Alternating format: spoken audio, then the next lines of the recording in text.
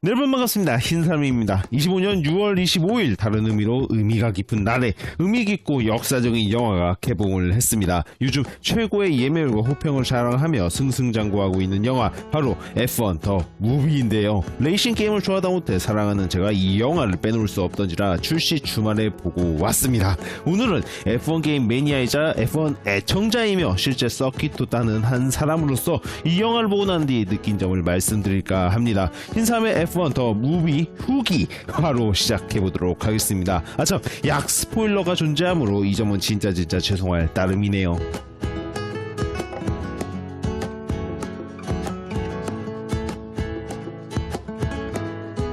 첫 번째, 실제 선수들의 등장이 괜시리 좋습니다. 막스 베르스타펜, 샤를 르클레르, 루이스 해밀턴, 케빈 magnussen 이름만 들어도 심장이 V6 엔진 마냥 쿵쾅거리는 세계 20명밖에 존재하지 않는 현존 레이서들의 얼굴과 이름들이 비춰지고 그 머신들이 영화 속 주인공과 같이 달리는 모습을 보고 있자니 실제 F1 경기를 보는 긴장감과 더불어 괜시리 친숙함, 행복감이 겹쳐집니다. 여기다가 팀 감독님들도 틈틈이 나와서 한두마디 툭툭 던지시는데 내가 뭐라고 아빠 미소가 나오기도 하고 말이죠. 사실 선수들의 얼굴이 자주 나오진 않습니다. 아무래도 자주 나오면은 주인공에게 집중하기 힘들어져서 또는 주인공보다 스팟라이트를 받게 될까봐 그런 게 아닐까 싶지만 얼굴이 자주 나오지 않아서 아쉽긴 해도 아무튼 이름과 머신은 꽤나 언급되기 때문에 기존 F1 시청자 팬분들께는 한층 더 친밀감, 흥미, 긴장을 선사하는 흥미로운 요소로 작용하지 않을까 싶습니다. 두 번째, 보는 맛이 좋습니다. 그래픽이 좋다, 이쁜 서킷, 잘생긴 배우, 배우보다 더 잘생긴 선수. 아무튼 이런 류의 보는 맛이 좋기는 했지만 F1 머신에서의 레이싱 중 다양한 카메라 뷰를 볼 수 있는 점이 상당히 좋았습니다. F1 게임에서 볼 수 있는 뷰, F1 레이싱 중계 방송에서 보여지는 뷰를 넘어서 실제 선수에서의 시점부터 시작해서 사이드미러에서 선수를 보는 뷰, 그 뷰가 180도 회전을 해서 F1 머신 사선 또는 잠자리가 보이는 뷰 등등 다양한 뷰에서 레이싱을 펼치는 F1 머신을 볼 수 있다는 점은 상당한 흥분감을 불러일으켰습니다. 매번 보던 반복적인 카메라 뷰에서 벗어나서 새로운 뷰, 새로운 앵글법이 적용된 상태에서 F1 머신이 달리는 모습, F1 경기가 펼쳐지는 모습을 보고 있자니 어찌나 보는 맛이 좋던지 F1 경기를 실제로 보러 가야겠다라는 생각과 동시에 F1 게임에서도 이런 뷰를 볼 수 있었으면 좋겠다라는 생각, 이 두 가지 생각으로 머릿속이 가득해졌습니다. 그리고 기본적으로 믿고 보는 탑건 감독님이시다 보니 전반적으로 보는 맛이 좋았던 것도 맞고 말이죠. 세 번째, 사운드가 기가 막힙니다. 이건 두 가지 전제 조건이 필요합니다.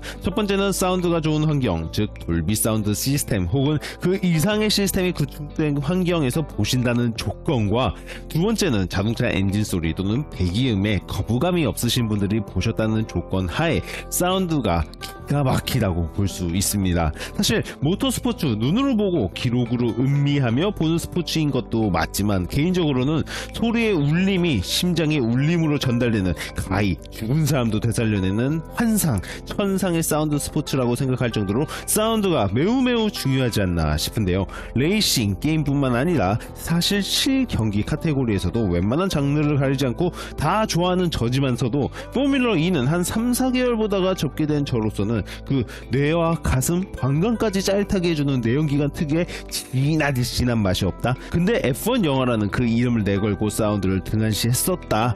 전 이 영화를 최악으로 평가했을지도 모릅니다. 하지만 이런 저마저도 보다가 몇 번이고 손을 움켜쥐고 몇 번이고 하기스 매직 골드 팬티를 찾고 싶었을 정도로 웅장한 사운드가 가득했던 F1 더 무비.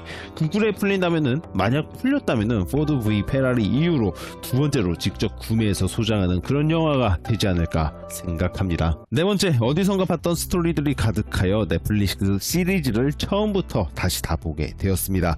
길고 긴 소제목을 한 줄로 요약하자면은 추억이 돋았다입니다. 영화를 보다 보면은 어디선가 봤었던 에피소드들, 사실 전 넷플릭스로 보기에 앞서서 이미 F1 중계방송에서 봤었던 내용들인지라 더 생생하게 기억을 하고 있어서 그런 게 아닐까 싶긴 하지만 문자 마지막 코너에서 크게 사고가 나는 장면, 불길에 휩싸이는 장면, 팀을 목표를 위해 귀엽고 라이벌을 붙잡아두는 장면 등등 영화를 구성하는 크고 작은 장면들이 실제 F1 경기 중에 있었던 일들로 어느 정도 오마주? 각색되어 들어가 있었다고 생각합니다. 그렇기 때문에 영화를 보는 내내 내용적으로도 뭔가 친근함이 가득했고 그러다 보니 자연스럽게 그 장면을 다시 되찾아보거나 그 사건들을 다뤘던 넷플릭스 시리즈를 되돌려보는 등 자연스럽게 정말 자연스럽게 그 행위들을 하게 되더라고요. 다섯 번째, 어느 정도 선행학습이 필요한 건 맞습니다. 물론 선행학습 없이도 보는 맛 듣는 맛이 훌륭하게 뒷받침되어 주기 때문에 영화로서 즐기기에는 문제가 없긴 합니다. 하지만 전혀 문제가 없는 것은 또 아니라서 그렇습니다. 영화 내에 자주 등장하는 옐로 플래그, 레드 플래그, 세이프티카, 버추얼 세이프티카 등등 어떤 상황이 펼쳐졌길래 어떤 흐름이 발생하고 어떤 조건이 발동되었길래 주인공이 타이어를 갈러 들어가던 팀메이트가 도움을 주던 영화에서 주인공들의 행보 등등 어느 정도 F1이라는 레이싱 규정, 규칙을 알아야만이 라이벌들, 다른 팀들의 움직임을 이해할 수 있기 때문에 영화를 이해하는 데 있어서 영화 속 주인공들이 얼마나 더 긴장감 넘치는 상황 또는 무모한 상황에 도전을 한 것인지 공감을 할 수 있기 때문에 어느 정도의 선행 학습이 있다면 영화를 더욱 재미있게 보실 수 있을 겁니다. 하지만 다시 한번 말씀드리지만 선행학습 공부 없어도 재미있긴 합니다. 일례로 저와 함께 보러 간 여자친구도 규칙까지 이해를 하진 못하더라도 잘생긴 선수, 제가 응원하는 팀 선수가 나오는 것이 친숙하고 익숙해서 영화를 보는 게 있어서 한층 더 재미있었다고 하더라고요. 결론만 말씀드리자면 영화로서 오락으로서 보기에는 선행학습 없어도 충분히 재밌지만 알고 보면 뭐다? 진짜 재밌다. 네, 여러분 어떻게 재미있게 보셨나요? 아무래도 개인적인 생각이 가득한 리뷰이다 보니 부정확한 점, 제멋대로인 생각한 점 가득할 거라 생각합니다. 그러므로 단순한 참고, 재미 정도로만 봐주시면 대단히 감사드리면서 F1 더 무비! 간만에 나온 정말 명작 오브 명작, 레이싱을 좋아하는 사람에게는 필수 오브 필수, 레이싱을 접하지 못한 분들께도 재미 오브 재미를 선사하는 그런 영화이므로 제가 뭐 따로 스폰을 받고 협찬을 받은 적 단 0.0000001도 없지만 이 영화는 다들 꼭 한번 보시면 좋지 않을까 싶습니다. 개인적으로 이 영화 보고 나서 포드 V 페라리랑 그란투리스모까지 보시면은 진짜 레이싱 휠이랑 레이싱 휠 시트 구매 안 하시고는 못 버티실 겁니다. 그리고 정말 끝 오브 끝으로 당부드리고 싶은 것이 있습니다. 아니 진짜 제발 이 영화 보고 갑자기 가슴 깊은 곳에서 뭔가 올라와서 또는 야 나도 레이서다 하시면서 영화관 주차장에서 집 가시는 길을 트랙으로 만들지 말아주세요. 도로는 뭐예요?